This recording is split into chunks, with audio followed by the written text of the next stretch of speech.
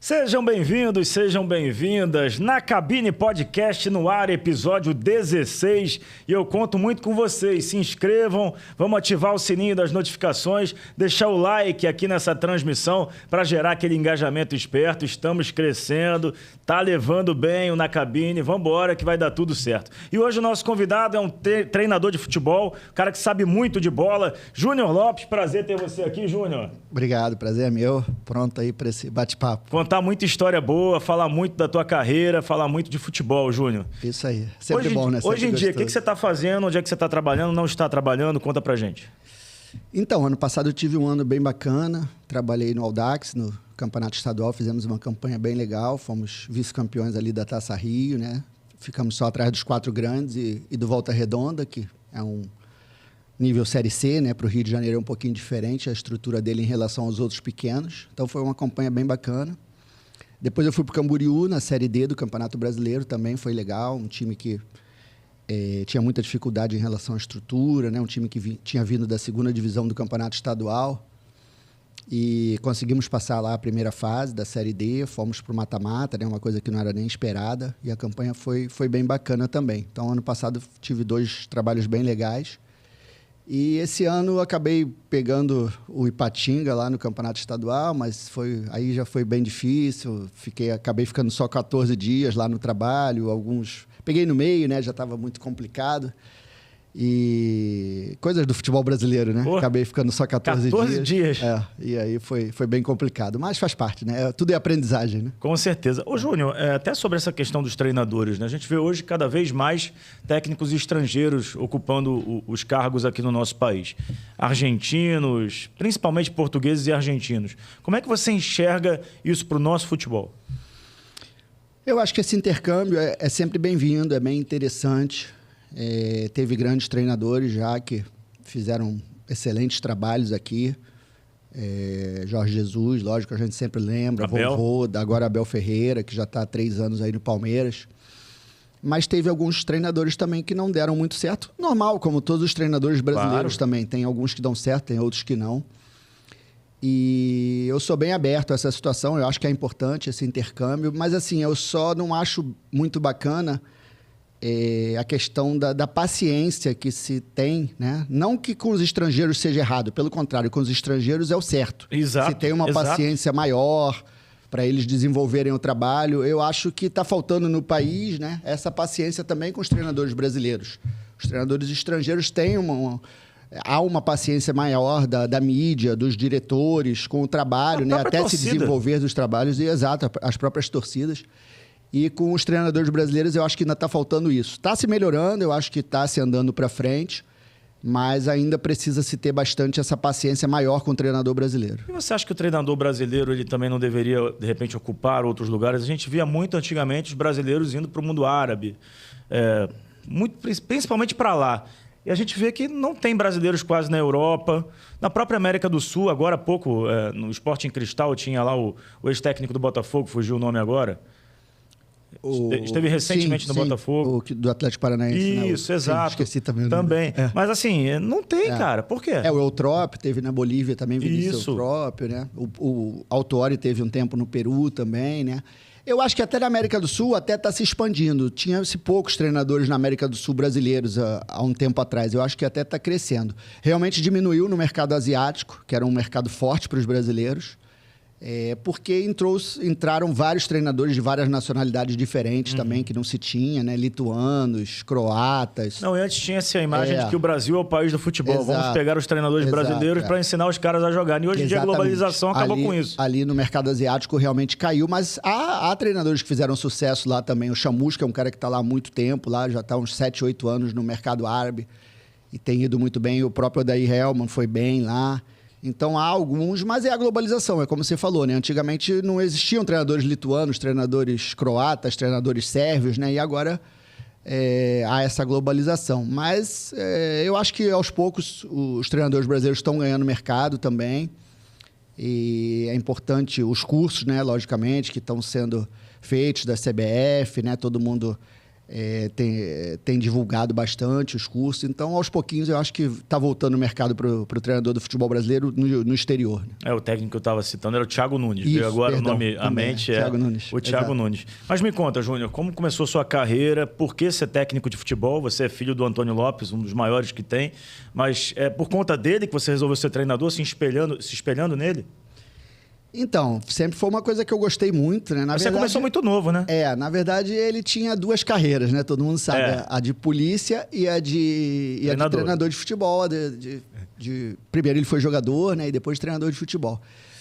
E assim, de polícia eu nunca gostei, né? Sempre fui meio... Eu me lembro que é uma história até bacana. Eu, quando tinha 5, 6 anos de idade, né? Meu pai me levou uma vez numa delegacia, assim, me botou no setor de carceragem, né? Ah, é? E falou, se tu fizer besteira, tu vai vir pra cá. Aí eu acho que aquilo ali me deu uma traumatizada, né? Mas, pô, futebol eu sempre adorei, sempre amei. Vivo desde 5, 6 anos de idade, né? Jogando as peladas. Eu fui criado ali no Tijuca. Tentou né? ser jogador? No Tijuca Tênis Clube. Fui. Até 17 anos ali, eu joguei no São Cristóvão e tal. E aí, sempre que tinha aquela coisa, mas...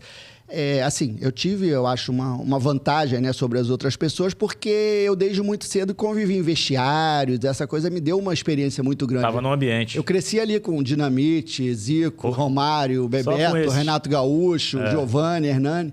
Assim, cresci vendo aquelas pessoas no vestiário, que era uma coisa normal para mim, era uma coisa natural. E aquilo foi me dando gosto. E tinha aquela vontade de ser jogador, mas eu me lembro que com 15, 16 anos, quando eu estava nos Emirados Árabes, o meu pai trabalhava nos Emirados Árabes, que eu botei na cabeça que eu ia ser treinador. Aí eu tive mais vontade de ser treinador até do que jogador. Porque teve uma vez que eu, com 15, 16, a gente estava em Dubai, morando em Dubai, ele estava num time no Al Wasl, e aí a primeira rodada dele era fora, era no deserto, lá em Cofarcan, o jogo. E ele trabalhava no Al Wasl e o jogo seguinte seria contra o Al Nassr, que é o clássico lá. Os dois de Dubai. E nós morávamos... Dubai é pequeno, né? Nós morávamos ali meio que na metade. Perto do Al Wasl e perto do Al Nassr. Eu ia a pé para os dois campos. E aí ele tinha ido para o deserto. Não tinha globalização que é hoje, de telefone. Não se falava em telefone toda hora, né? Só nos hotéis. Internet muito menos. Muito menos. Nem existia. E aí eu, por minha conta, dia do jogo, eu não fui pro jogo, que era no deserto. Lá era 3 horas de Dubai. E aí eu falei assim, ele vai jogar com o Al Nassr no domingo. Eu vou lá ver o jogo do Al Nassr e falar alguma coisa pra ele. Eu com 15, 16 anos. E aí fui, peguei meu papelzinho, não tinha computador naquela época, né? Peguei meu papelzinho e tal, fiz as anotações todas, fiz tipo um relatório. Quando ele chegou, no dia seguinte, eu entreguei um relatório pra ele do Al Nassr e tal, que ele ia jogar no fim de semana. E aí ele olhou aquilo e tal, leu, gostou, começou a trocar ideia e tal. E aí ganhou o jogo de 2-0 no domingo, né? Aí eu cresci, né? Fiquei grandão. E aí começou a me estimular bastante aquilo ali. Aquilo ali foi 88, 89, nós voltamos pro Brasil em 89. Aí eu me lembro que ele foi pro Portuguesa de Desporto em 89, quando levou até o Roberto Dinamite. E não tinha... A TV não passava os jogos como hoje, né? Do Campeonato Brasileiro. Era muito rádio. Exato. Então eu me lembro que quando ele jogava, por exemplo, ele trabalhava na Portuguesa. Eu me lembro bem um Atlético Mineiro e Vasco que eu fui ver. Ele ia jogar contra o Atlético Mineiro, por exemplo, o jogo seguinte. Aí o Atlético veio jogar contra o Vasco. Me lembro bem desse dia. Foi 1-1 até. Pode olhar aí, em 89. E aí, Atlético e Vasco 1-1. Eu fui ver esse jogo para fazer o relatório do Atlético, que era o adversário dele no jogo seguinte. E eu comecei a fazer isso por minha conta e tal. Ele começou a gostar, a gente começou a trocar ideia. E isso Você não tinha nem 18 anos aí? Não, 8, 9, 90, eu tinha 16, 17, Garoto mesmo. E aí aquilo ali me estimulou bastante. Foi uma coisa que eu falei, não, além de... Mais do que jogador, eu quero ser treinador. E aí aquilo ali me estimulou bastante. Mas é engraçado, né, cara? Porque assim, tudo bem que tem o exemplo em casa, mas não é uma coisa fácil. Não é uma coisa que o seu pai sabe e você tem que saber também. Não, e assim, na verdade, meu pai nunca me estimulou pra ser treinador, nada. Pelo contrário, ele sabe que é uma vida difícil e tal, ele não estimulava muito, meu pai é médico, eu não posso ver sangue, pô. Exato, ele... Na verdade, meu pai queria que eu fosse militar. Era a vontade dele e tal. Ele sempre gostou dessa área muito de militar e tal, mas eu nunca gostei de militar, de polícia, de nada disso. E aí foi uma coisa que foi minha mesmo, né? Pelo convívio. E aí, a partir disso, você foi se aprimorando? Sim. Aí fez cursos, esse tipo de coisa também no começo? Sim, formei educação física, né? Fez a faculdade? 9,5, faculdade. Joguei no São Cristóvão até 17 anos. Aí saí justamente por causa dessa viagem para Dubai, né? Que eu fiquei 1 ano fora. Aí quando voltei, perdi o tempo, né? E Aí fiz curso, naquela época se fazia o curso, era 1 ano de treinador, de curso de treinador de futebol, na própria Educação Física, na própria EFD, né? A Escola de Educação Física e Desportos, que é o UFRJ. Era o professor Humberto Redes, até que coordenava, que era o professor do curso, que foi jogador do Botafogo e tal, grande professor. Aí já trabalhava no futebol, comecei a trabalhar no futebol em 96, no Botafogo, como estagiário no Sub-20 do Botafogo. O treinador do Botafogo na época era o Carlinhos, e aí me levou pra lá, que eu jogava pelada com ele e tal. Não, Carlinhos é um treinador do Botafogo que depois foi pro Flamengo. Ele é muito conhecido porque ele passou o Adriano, que era lateral esquerdo, para atacante até e tal. O descobridor. Isso, é um cara também que sabe muito de futebol, agradeço muito a ele também, foi minha primeira oportunidade. E aí fui. Depois acabei fazendo fisioterapia, até que eu era novo, né? Sou formado também em fisioterapia, mas nunca exerci, porque eu falei, eu quero ser treinador de futebol, eu vou fazer algo que eu vá usar como treinador. Então fiquei entre fisioterapia e psicologia, que eu gosto muito também de psicologia. Acabei fazendo fisioterapia. E fiz vários cursos de psicologia, de pós e tal, mas sou formado em fisioterapia, apesar de nunca ter exercido. Aí fui embora, aí Botafogo, Vasco, aí fui seguindo a carreira. Mas o Vasco você vai já para fazer um trabalho como auxiliar? Na base. Na base. No auxiliar do Sub-20, O Vasco isso em já 97? fui contratado, 96 eu comecei no Botafogo, 1º de maio de 96 eu comecei no Botafogo como estagiário, não ganhava nada. Aí fiquei até dezembro. Era o Carlinhos, o treinador que me levou. Com 15 dias, o Carlinhos foi mandado embora. Caramba. Aí eu falei, Carlinhos, vou embora e tal. Ele falou, não, fica aí. Os caras estão gostando de você e tal. Aí entrou o Carlos Roberto, que tinha sido jogador também. Também um cara Roberto. Muito gente boa, um cara muito competente. Aí fiquei com o Carlos Roberto e aí eu era estagiário, mas só tinha eu. Então eu era auxiliar do Carlos Roberto. Tudo. Eu fazia tudo também. Uma escola, então, né? Foi muito legal. Aí até o fim do ano eu fiquei como estagiário e aí na virada do ano eles me contrataram. Aí eu fui contratado, aí sim, como auxiliar mesmo, contratado pelo clube. Aí veio o Dé, o Carlos Roberto foi para Tailândia. Aí veio o Dé, eu trabalhei no Botafogo então com o Carlinhos, Carlos Roberto e Dé. Aí fiquei até maio de 97. Aí maio de 97 eu fui pro Vasco, aí como auxiliar do Jailson, que era aí no Sub-20 também. Aí fui contratado. E aí no 97. Vasco você fica quanto tempo? Aí fiquei 1 ano no Vasco, no 20. Aí saiu o treinador do Mirim na época, né, que hoje é Sub-13. Aí me chamaram para ser o treinador do Sub-13, aí eu fiquei 3 anos. Fiquei 1 ano no 20 de auxiliar e 3 anos como treinador do 13. Então você viu muita gente boa surgindo ali também, né? Sim, trabalhei com aquela galera toda no 20, né? Jéder, Valquimar, Felipe...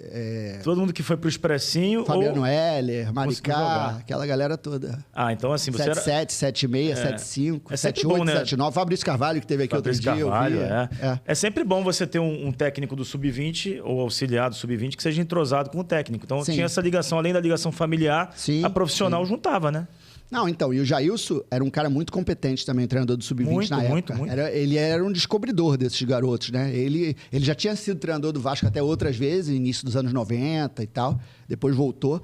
Era um cara que tinha um olho muito bom, uma leitura muito boa. Perdão. E eu era auxiliar dele e assim...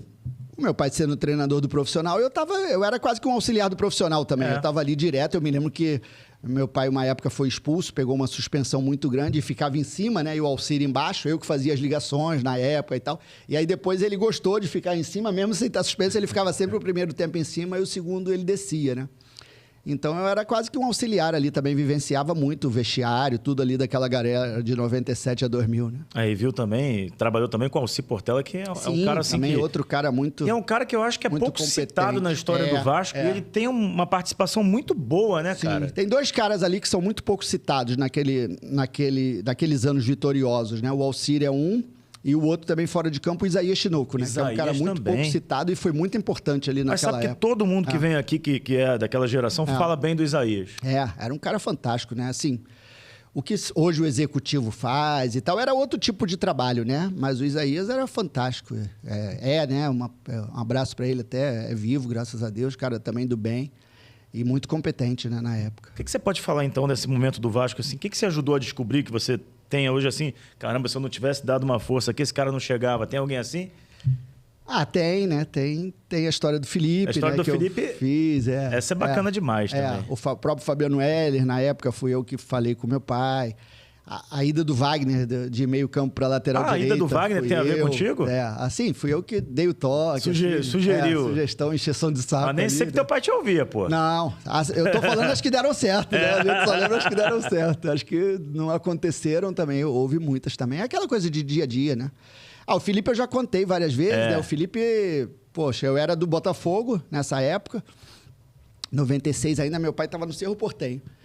E fui jogar um jogo Botafogo e Vasco, eu no Botafogo, e a gente foi preparado para enfrentar o Bill. Naquela época não tinha a globalização que é hoje, né? E o Bill era o lateral esquerdo titular e tal, nós fomos preparados, só que chegamos lá, o Bill não tava. Acho que ele tava machucado nesse jogo e tal. E aí jogou um lateral esquerdo, pô, que eu, no banco, era preliminar naquela época ainda, né? No banco do profissional do Sub-20 e tal. E aí vendo aquele lateral por dentro, por fora e tal, eu falei, porra, que lateral bom e tal. Aí eu me lembro que ninguém conhecia. Aí no banco teve um garoto, era o Rivaldo, um atacante do Botafogo que não vingou muito, falou assim, pô, esse cara aí é lá da minha área. Eu sou lá de Higienópolis e tal, o nome dele é Felipe. Aí eu guardei aquilo, né? Aí à noite meu pai era treinador do Cerro Porteño, em maio de 96 isso. Aí à noite eu me lembro falando com meu pai, falei, pô pai, eu vi hoje um jogador no Vasco, um tal de Felipe, lateral esquerdo, me encantou e tal, passou. Passou, o contrato do meu pai acabava em 31 de maio no Cerro Porteño, ele não renovou, veio pro Paraná Clube. Aí foi tetracampeão estadual, os estaduais daquele ano, e aquela época iam até junho, julho, né? Aí ele foi tetracampeão estadual no Paraná Clube e tal, em 96 ainda. Em outubro, o Vasco pegou ele. Quer dizer, 6 meses depois daquilo. E aí, assim, o melhor jogador na época, em 96, o Vasco estava mal, para que muita gente fala do time de 97, 2000 e tal. Mas em 96 o Vasco quase foi rebaixado. Ele chegou, ele foi contratado, faltavam 6 jogos, tinha que ganhar pelo menos 2 para não ser rebaixado, senão era rebaixado. Eles conseguiram e tal. O time não foi montado assim, né? Como se muita gente pensa, pô, era um timaço e tal. Só que as pessoas veem o Juninho, que acabou a carreira. Que era o Juninho foi vaiado em São Januário. O Ramon, que era um monstro. Esses caras eram novos, eram garotos, não tinham a qualidade que tiveram depois, né? Não tinham sido potencializados ainda. Felipe e tal. E aí, enfim, o lateral esquerdo nessa época, em 96, era o Cássio. E era o melhor jogador do time. Era o melhor jogador do time nessa época. O Edmundo estava mal ali no fim de 96, não estava bem. Tinha acabado de chegar. E o Cássio estava muito bem e tal. E a estreia do Lopes, do meu pai, foi num jogo contra o Independente Medellín, no Maracanã. Que era Comebol, não era nem Sul-Americana ainda, era chamada Comebol, né? E aí o Vasco ganha de 2-1. E no finzinho do jogo, o Cássio dá um pique, era um jogador de muita explosão e tal, bota a mão na coxa e sai. Tinha 40, 41, já tinha feito as 2 substituições, então o jogo acaba 2-1. E o Cássio fica fora 3, 4 semanas, posterior de coxa. Isso era uma terça-feira, ele estreou numa terça-feira. Domingo era um Vasco e Botafogo. Aí ele estreou numa terça, na quarta-feira ele fez um coletivo para ver, dos reservas, contra quem não jogou e tal. Pegou o Bill dos juniores. Aí botou no time titular, né? No caso, que eram os reservas, mas o titular daquele dia. O Vitor, que era o lateral esquerdo reserva. Não o Vitor, lateral direito, não. É o Vitor, era um Vitor que veio do América Mineiro, um lateral esquerdo que estava emprestado. Era o reserva do Cássio. Botou no time e botou no outro time do coletivo o Bill, que era o titular do Sub-20. Aí, à noite, na quarta-feira, eu estava do sofá vendo televisão, ainda era solteiro e tal. Aí meu pai fala assim... Poxa, hoje fiz um coletivo para ver quem que eu boto no lugar do Cássio. Eu botei o Vitor num time e o Bill no outro. E, pô, nenhum dos dois me agradou. Aí que eu lembrei daquela coisa. Isso era em outubro, né? Eu falei, pô, pai, o senhor lembra em maio, lá quando o senhor estava no Cerro, que eu lhe falei de um tal de Felipe, lá um lateral? Procura saber desse cara lá e tal. Meu pai escutou e tal. Beleza, isso era a quarta. Aí na quinta noite chega meu pai, a gente ali no mesmo sofá, né? Aí ele falou assim, porra, comprei uma briga hoje lá por tua causa, hein? Quero ver se esse Felipe joga alguma coisa mesmo, então... Aí eu falei, o que houve? Ele falou, porra, eu pedi para ele se apresentar amanhã, que já seria na sexta-feira, né? E ele estava suspenso, que ele tinha feito uma indisciplina com o preparador físico lá do Sub-20 e tal, estava suspenso. Aí o doutor Darcy Peixoto, que era o diretor da base, né? Veio falar comigo, pô, Lopes, tu vai levar esse garoto, ele acabou de voltar de uma suspensão, ou estava durante a suspensão ainda desse problema disciplinar e tal. Aí meu pai falou assim, não, doutor, deixa só ele dar um treino amanhã, depois eu mando ele pra casa, não tem problema não. Eu só quero dar uma olhada que me falaram sobre ele. Nem falou que era o filho que tinha falado, né, pra não ficar chato. Aí o doutor Darcy teve que aceitar e tal. Aí na sexta-feira, já o jogo domingo, o Felipe se apresentou no profissional. Aí no primeiro treino, na primeira parte do coletivo, ele fez um coletivo 2 tempos de 30, né, que se fazia muito naquela época, na sexta-feira, pra jogar domingo. Aí ele botou o Vitor no time titular e botou o Felipe no reserva. Aí o Felipe acabou com o treino.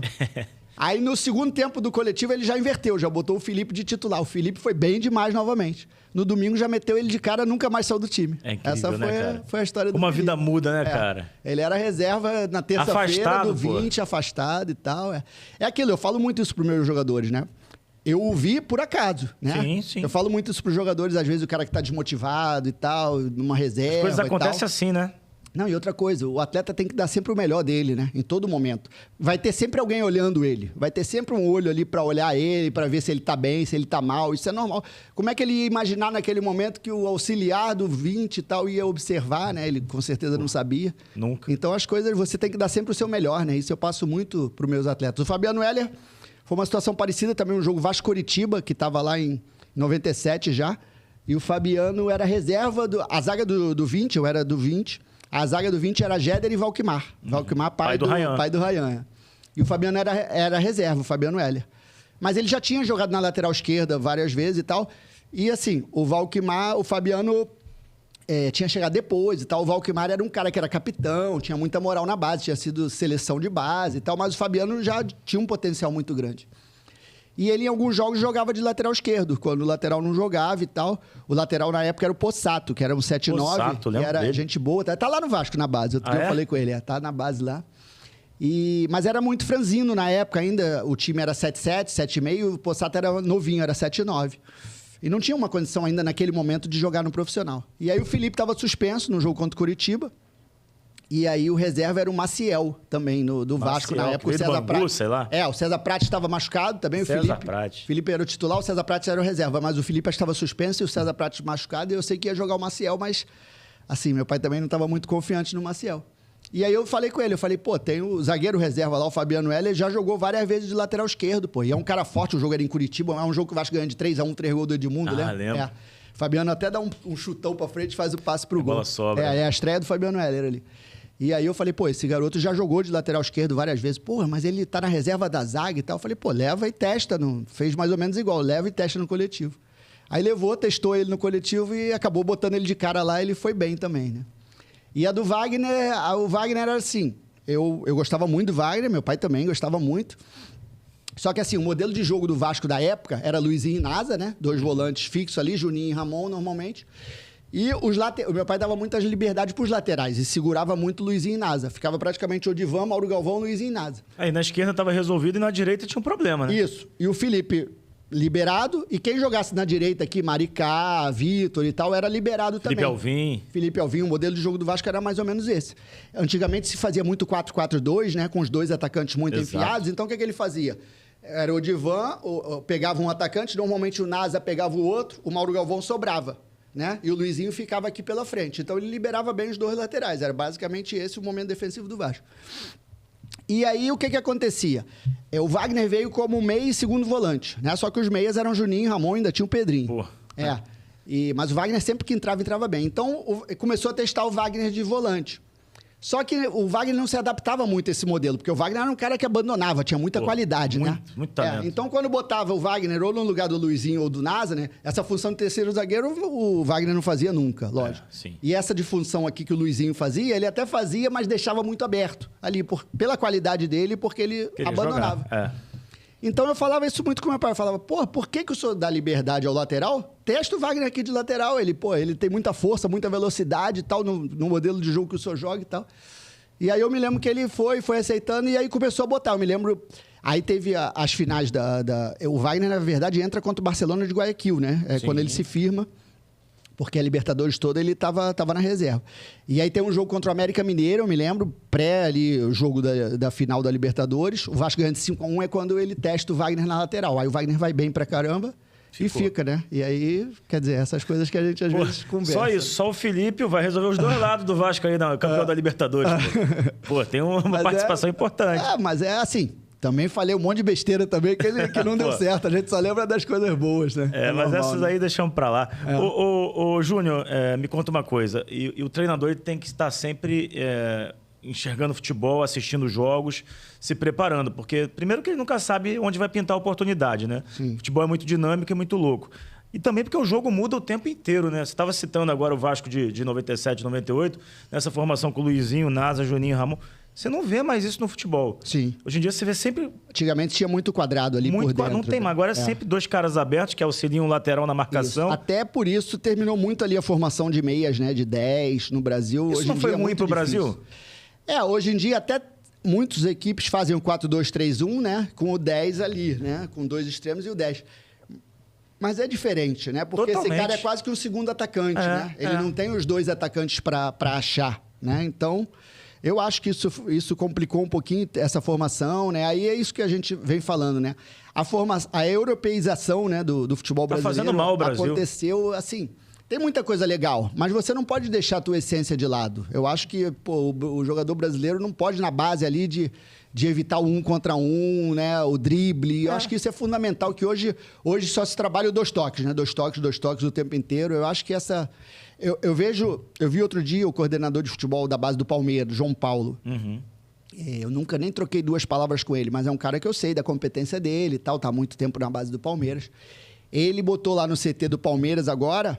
Eu vi a inauguração, acho que agora, tem nem um mês, de campos de barro. Campos de... Como eram antigamente. Tem 2 campos lá no CT do Palmeiras dessa forma agora. Eu acho isso uma ideia genial. Para trabalhar o talento, a habilidade. Porque é a propriocepção, você trabalha tudo, a bola pica, foge. Muito mais difícil jogar. Exato. E aí você, quando pega um campo bom, não que você... Isso não incentiva os campos ruins no profissional. Pelo contrário. Não. Os campos do profissional tem que ser tapetes, tem que ser muito bem cuidados e tal.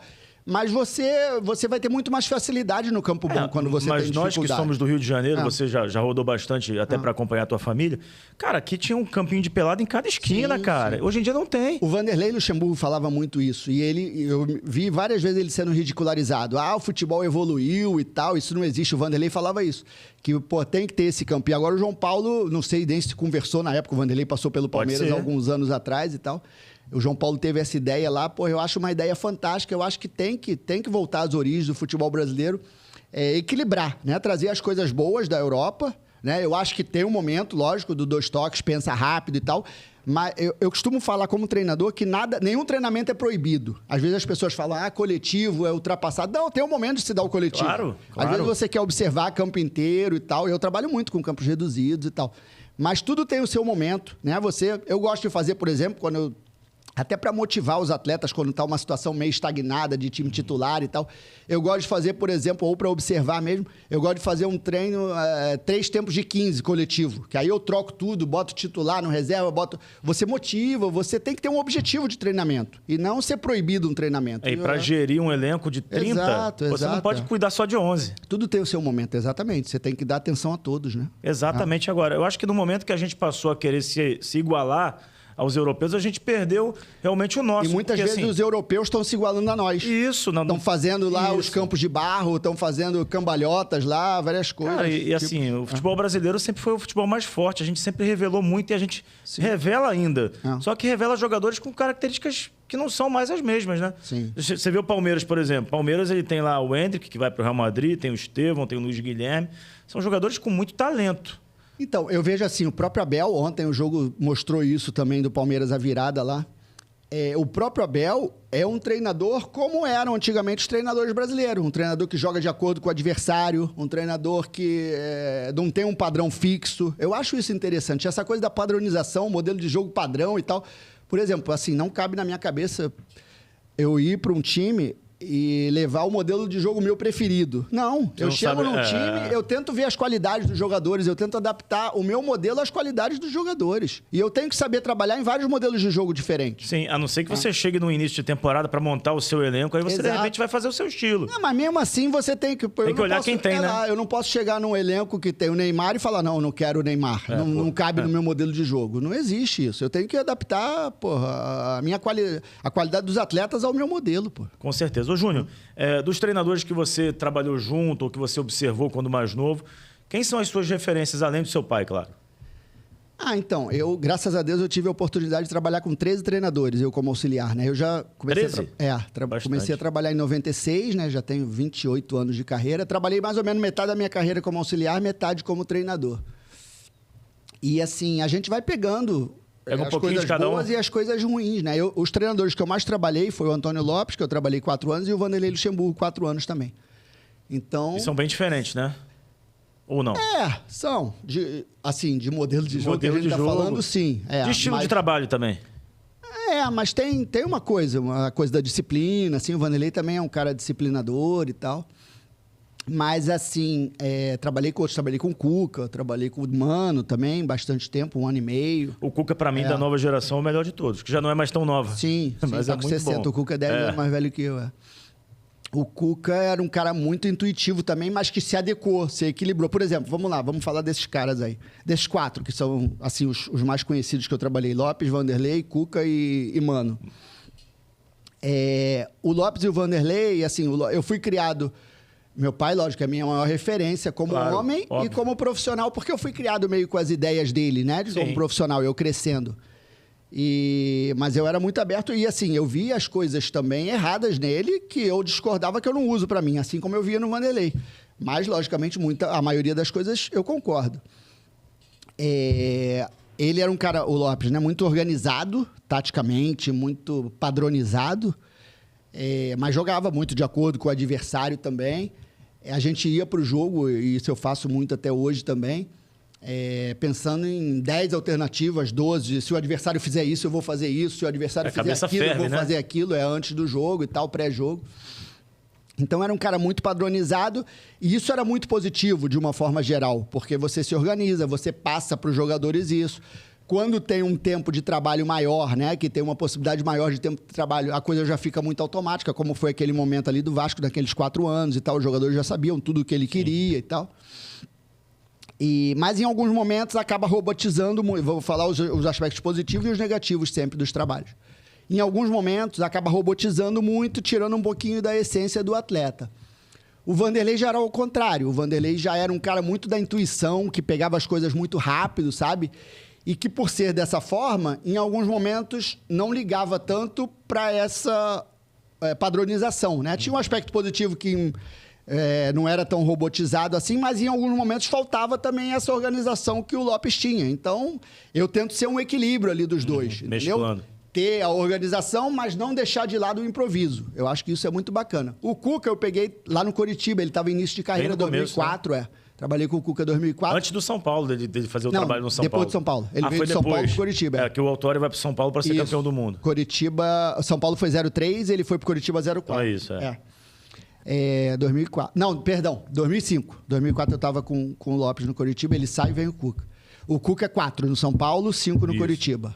Que o Autório vai para São Paulo em 2005. Isso, mas o Autório vai no lugar do Leão, né? Ainda tem o Leão antes, no lugar do Cuca. Isso.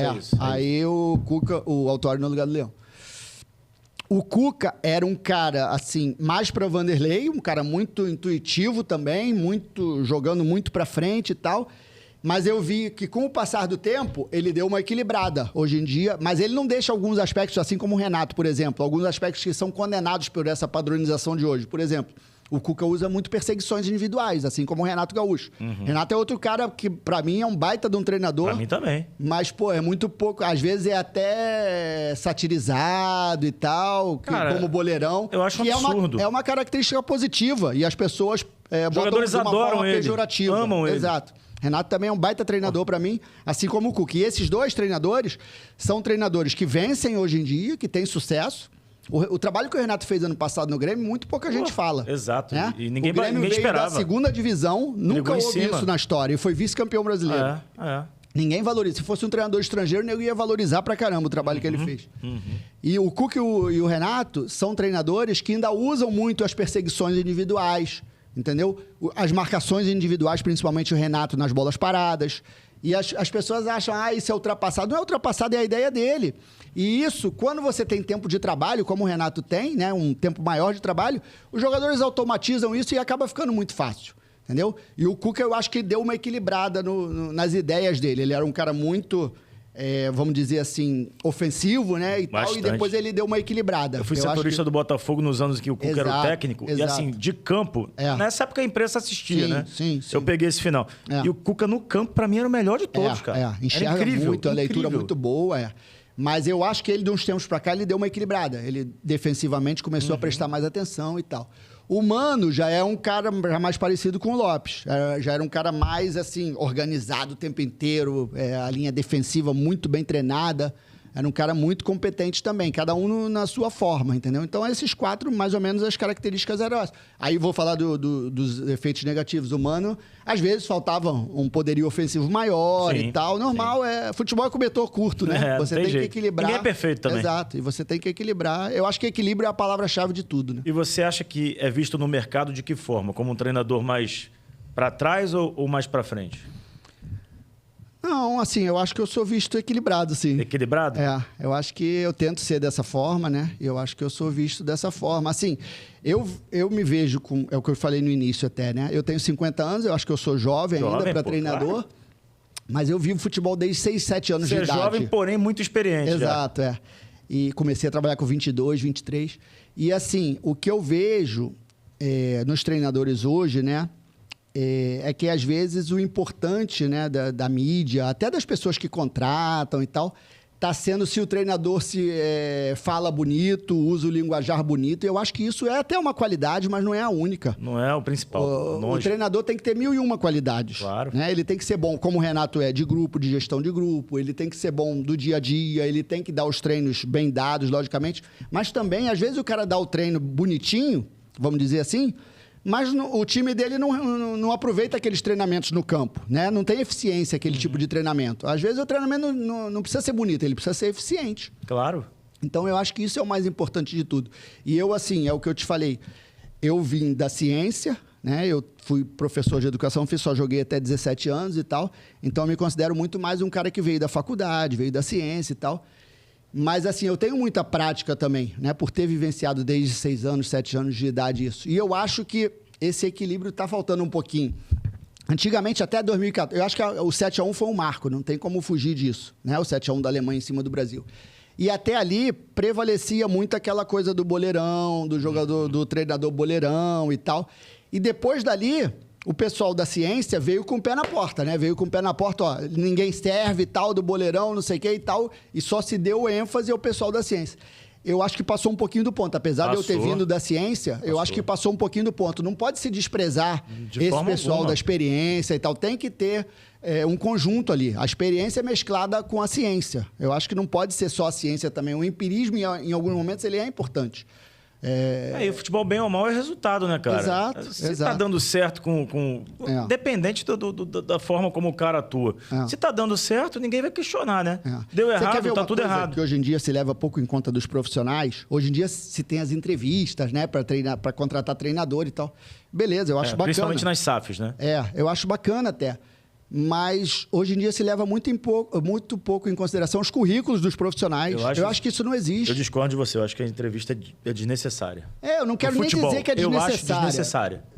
Mas... Não é possível que você não acompanhe futebol, não saiba como os caras trabalham. Exato, Mas, assim, você não pode levar em conta só a entrevista. Você tem que levar em conta o currículo do cara. Muito mais do que a entrevista. Muito mais do que a entrevista, eu também acho. Sem dúvida. Também concordo. Às vezes as pessoas falam assim... o clube tem que ter uma linha de ideia, de raciocínio e tal. Beleza, mas, pô, tá o Guardiola livre. Eu não sou da linha do Guardiola, eu não vou contratar ele? Dane-se. Não existe isso. Então, eu acho que ficou muito engessado, cara. Eu também penso dessa forma. Isso é ruim. Porque, assim, eu não acredito que na Europa seja assim, cara, totalmente. Não é possível. Não é possível que seja assim. Não tá dando certo porque é diferente. Cara, e outra coisa assim que me incomoda muito aqui no futebol brasileiro. A gente vê as SAFs chegando, né? E os scouts. É uma coisa que você trabalha também, porque imagino que assista muito futebol. Números. Sim. Às vezes o cara tem lá 10 desarmes, acertou 95% dos passes, mas os passes são todos assim de 2 metros. Exatamente. Pra cá, pra lá. O desarme, às vezes, beleza, pegou, fez o corte. Não conseguiu sair jogando, mas desarmou. Os números às vezes mentem, pô. Exato. Não, e assim, os analistas são profissionais hoje essenciais para o futebol, eu respeito muito. Eu tenho um analista que eu gosto de trabalhar, que é o Gabriel. Mas eles têm que saber também o momento deles, né? E o respeito ao profissional que é o treinador, né? E isso tem que vir de cima da direção. Hoje, muitos diretores hoje usam o analista, que é o cara que vai ficar no clube normalmente e tal, até para tirar o poder do treinador. Eles parece que a palavra do cara vale mais do que a do técnico. Vale mais do que a do treinador. Isso não existe. Você tem uma linha de raciocínio do clube, beleza. Mas eu vou te dar um exemplo aqui. Por exemplo, o Carlinhos, que agora o Flamengo contratou, né? O Tava no Carlinhos... Nova Iguaçu. O Carlinhos, eu cheguei em 2022 no Audax. O Carlinhos estava largado lá no Audax. E eu sou um cara que eu tô sem trabalhar, eu vejo tudo que é jogo. Série A, Série B, Série C, Até Série D. trabalhando você deve ver, Copa Paulista, Eu vejo tudo. Hoje em dia com o YouTube é fácil de ver, né? Eu vejo tudo. A2 do Paulista, que é um mercado bom para você ver jogador. Nós fizemos lá o Audax de 2022, que foi sexto colocado no campeonato ano passado. 23 no caso, né? Mas eu ia contar de 22 e acabei indo para 22. Depois eu vou para 23. 22 eu cheguei lá, o Carlinhos, eu via jogos, eu estava sem trabalhar e tal. E aí o Audax me chamou, faltavam 2 rodadas para acabar o campeonato. O Audax tinha 5 pontos e Volta Redonda 4. E só caía 1. E aí era briga ali para não cair. O Audax faltava Madureira, fora de casa, que na época era o melhor dos pequenos, e o Botafogo. Então eles estavam desesperados e tal, me chamaram. E eu fui. E aí fomos jogar esse primeiro jogo contra o Madureira. Eu dei treino quinta, sexta e sábado. Era jogo domingo, 11 horas da manhã em Madureira. Um calor danado. Cheguei lá na quinta-feira, né? Me informei com a comissão técnica e tal. Fiz o que eu falei para você que eu gosto de fazer. Por exemplo, esse é o momento de fazer. Na quinta-feira eu fiz 3 tempos de 15, observei o elenco inteiro e tal. Fiz modificações e tal. Nem botei parte tática, eu só fui trabalhar na sexta. Na quinta eu usei só como observação do grupo. Peguei as informações com a comissão, lógico, né? Com auxiliar, preparador físico, treinador de goleiro e tal. E aí eu falei, cadê o Carlinhos? Que eu tinha visto ele em jogos do Audax naquele ano e tal. E aí os caras falaram assim, não, professor, não usa não. Ele tá acabado emocionalmente e tal. Teve um jogo, há uns 2, 3 jogos atrás contra o Vasco aqui, que foi um jogo em Volta Redonda, que ele entrou na cara do gol 2 vezes, aos 30, aos 40 do primeiro tempo, perdeu os gols, aos 44 o Vasco fez o gol, virou o primeiro tempo 1-0.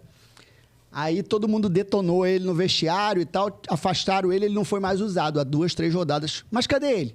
Ainda estava naquele fim de Covid, né? Aí falou, não, ele tá com... Porque ele não estava no treino da quinta-feira. Ele estava com uma suspeita de Covid, mas já fez o exame, já deu negativo, então ele está com uma virose muito forte. Ele está com atestado para se apresentar só na segunda-feira, isso era quinta. A gente jogava contra o Madureira domingo. Eu falei assim, como assim atestado para segunda-feira? Não, professor, esquece, não vai dar em nada e tal, não vai resolver pra gente e tal. Aí eu falei, não, cara, mas eu vi uns jogos desse cara e eu gostei desse cara. Não, professor, ele tá mal emocionalmente, a mãe tá com câncer e tal, ele tá muito abalado. Falei, liga pra ele aí. Não, professor, esquece. Falei, liga pra ele. Aí peguei o telefone, no meio do treino, né? Falei, oi, Carlinhos, eu sou o novo treinador e tal. Oi, professor, tudo bem e tal. Falei, cara, gostei de você, os jogos que eu vi de você, eu quero te conhecer, vem aqui e tal. Aí ele parece que já tava com uma viagem marcada com a esposa, lá em Angra e tal. Só ia se apresentar segunda-feira, porque o clube tinha liberado ele. E aí ele falou, pô, professor, mas eu tô com uma virose muito forte, eu tô mal e tal, só vou me apresentar segunda. Eu falei, não, vem aqui amanhã que eu quero te conhecer. Beleza. Aí ele foi lá, sexta e sábado o treino era de manhã, que a gente ia jogar domingo de manhã. Aí foi lá na sexta de manhã, aí veio sem roupa, sem nada de treino e tal. Eu falei, cara, você já deu que você não tá com Covid, né? Você tá com uma virose forte. Virose forte é uma gripe. Então, o melhor pra gripe é você dar um trotezinho, botar essa gripe pra fora e vamos ver como é que vai ser. Ah, professor, mas não trouxe nem roupa. Peraí, eu vou arranjar com o roupeiro. Aí fui lá com o roupeiro, peguei um short, uma camisa e tal, tênis, toma aqui. Falei, ó, tu vai dar o trote com o preparador físico. Quanto é o preparador físico? Aí ele falou, não, dá 20 minutinhos. Falei, então tá bom. O preparador físico falou pra tu dar 20, dá o trote com ele. Espera acabar o treino que eu quero conversar contigo. Beleza, ele deu o trotezinho, eu dei o treino. Aí no fim do treino eu já olhei, tu tem que ir na mente do cara também, né? Eu já olhei ele de longe assim, eu já fui na mente dele, falei, ó, pô, tu já tá com um aspecto melhor e tal, já tá bem e tal. Aí ele me olhou assim, professor, eu realmente dei uma melhorada e tal, me fez bem a corrida. Eu falei, então, vamos fazer o seguinte, a gente vai viajar amanhã, tava 10 dias sem treinar, com virose forte. A gente vai viajar amanhã, eu não vou botar ninguém na 23ª vaga. A 23ª vaga é tua, eu quero te levar, tá? Vamos ver como é que tu vai treinar amanhã e tal, vou botar você como 23º. Professor, ainda não tô bem. Falei, eu quero te levar. Ah, então tá bom, eu venho treinar. Dia seguinte, sábado, veio. Ele realmente estava muito debilitado, tinha tido uma virose muito forte e tal. Mas treinou ali, fez. Aí acabou o treino, eu falei, vou te levar, tu tá no jogo e tal. Ele falou, ah, tá bom, professor e tal. Aí fomos pro jogo, sábado, viajamos, a gente treinava em Angra, o jogo em Madureira. Concentramos aqui na Barra. Aí, domingo, fizemos 1-0, 5 minutos do segundo tempo, com 20 eles empataram. Aí, quando deu 30 minutos, eu chamei ele. Tava 1-1 o jogo, chamei ele, falei, e aí, dá pra jogar 15, 20? O cara já tá ali, o cara quer jogar, né? Não, dá sim, professor, dá sim. Tal. Aí botei ele no jogo, 42, ele, gol da vitória, 2-1, gol dele. Aí eu ganhei o cara, né? O cara foi bem e tal. Aí nós ganhamos do Madureira e empatamos com o Botafogo, o último jogo 2-2. Aí ainda classificamos em 8º lugar pro 5º ou 8º, né? Taça Rio. Taça Rio. Fugimos do rebaixamento e ainda ficamos em 8º. Aí fomos jogar contra o Nova Iguaçu. Foi quando o Nova Iguaçu gostou dele desde 2022. A gente sabe das coisas hoje em dia. Aí fomos jogar contra o Nova Iguaçu. O primeiro jogo foi lá em Angra. Ele tinha tomado o 3º cartão contra o Botafogo. Não jogou. Aí nós perdemos o jogo 2-1, jogamos mal e tal. Segundo jogo, fomos jogar em Nova Iguaçu. Ganhamos 1-0. Tinha ganhado de 2, que a vantagem era do Nova Iguaçu. O gol dele, tá, o time bem, ele jogou pra caramba, cabeceou a bola na trave e tal. E aí foi quando o Nova Iguaçu gostou dele. Beleza. Me agradou. Jogou 2 jogos comigo. Me agradou pra caramba. Aí acabou ali o estadual. Ele foi pro Juventus de São Paulo. Não foi bem no Juventus, ele é lá de São Paulo e tal. Aí fomos montar o elenco pra 2023 do Audax. E o pessoal do Audax é tudo de São Paulo, né? Os diretores e tal. E aí eu botei ele no elenco, né? Eu falei, eu quero esse jogador e tal. Não, pelo amor de Deus, foi mal com a gente pra caramba, só jogou esses 2 jogos teu e tal. Aí é a questão que a gente tava falando, de analista e tal, de números, né? Como você falou. Pô, jogou 10 jogos no Juventus, não fez um gol e tal e tal. Falei, cara, quem é o treinador pra 2023? Aí eles falaram, é você. Ele falou, Aí eu falei pra ele, vocês acabaram de falar que ele só jogou os 2 jogos que jogou comigo. Então eu sou o treinador, é o que interessa. Eu quero esse cara. É isso. Eu quero esse cara. Pô, professor, mas ele só foi bem os 2 jogos contigo. Pô, meu treinador sou eu, cara. Eu sei usar ele, ele vai render. Aí ficou aquela coisa e tal. Aí quando fomos em cima dele, ele tinha ido para os Emirados, para fazer lá nos Emirados e tal. Beleza, não se apresentou no início do trabalho. Começamos a treinar 23 de novembro, para 2023. Aí começamos a treinar 23 de novembro e tal. Quando chegou 20 de dezembro, veio um jogador no meu ouvido, né? Aí falou, professor, Carlinhos mandou falar com o senhor que ele tá de volta, não ficou lá nos Emirados, não deu certo lá, negócio de assinar contrato e tal, voltou. Aí me perguntou se o senhor quer ele, aí olha o telefone dele aqui, ele quer falar com o senhor e tal. Aí eu liguei para ele, aí ele falou para mim, falou, professor, era 20 de dezembro, ele falou, ó, eu tô com uma proposta de Nova Iguaçu, já tinha para 2023. Eu tô com uma proposta de Nova Iguaçu, mas se o senhor me quiser aí, eu quero trabalhar com o senhor, eu vou pro Audax. Aí eu falei, eu quero, me dá um dia. Aí fui nos diretores, de novo, encheção de saco. Os caras, não, pô, o elenco tá formado e tal. Eu falei, não, eu quero esse cara. Não, pô, não sei o que. Eu falei, eu quero esse cara. Aí trouxemos ele. Só que aí ele tinha ficado um mês lá nos Emirados, os treinos lá meio fracos e tal. Aí ele começou a treinar mais forte com a gente e tal, sentiu. Aí não começou o campeonato, acho que ele só voltou na 3ª rodada. Aí voltou no banco, logicamente, tal. Fui botando ele aos poucos. Aí na 8ª rodada, foi o jogo que eu botei ele de cara, foi meu último jogo, quando eu fui pro Camboriú. Aí ele fez o gol, ganhamos do Boa Vista 3-2, fez o gol e tal, mas no clube era muita gente contra ele, essa coisa e tal. Aí eu saí pro Camboriú, ele não jogou mais. Aí fui pro Camboriú, ele tava solto, os caras do Audax não queriam. Não vão usar? Beleza. Levei ele pro Camboriú. Aí levei pro Camboriú, quando eu levei, Camboriú e Marcílio Dias são rivais, é uma cidade do lado da outra ali, né? E aí ele tinha jogado no Marcílio Dias também e tinha ido mal. Ixi. E aí os caras do Camboriú, a mesma coisa. Pô, vai trazer esse cara, foi mal no Marcílio Dias. Eu falei, eu quero, é um jogador que... Aí levei, foi artilheiro do Camboriú lá, quase foi artilheiro da Série C. Aí foi quando o Nova Iguaçu pegou de volta agora.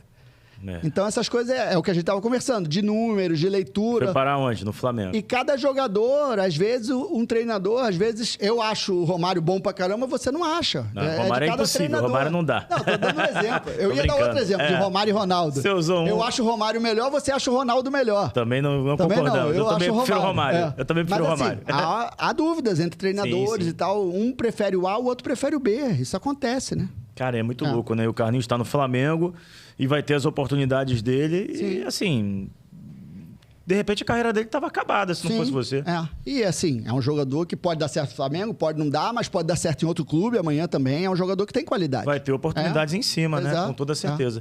Ô, Júnior, quem foi o grande jogador que você trabalhou junto, assim, que você via nos treinos e falava, meu Deus, esse aqui é acima da média?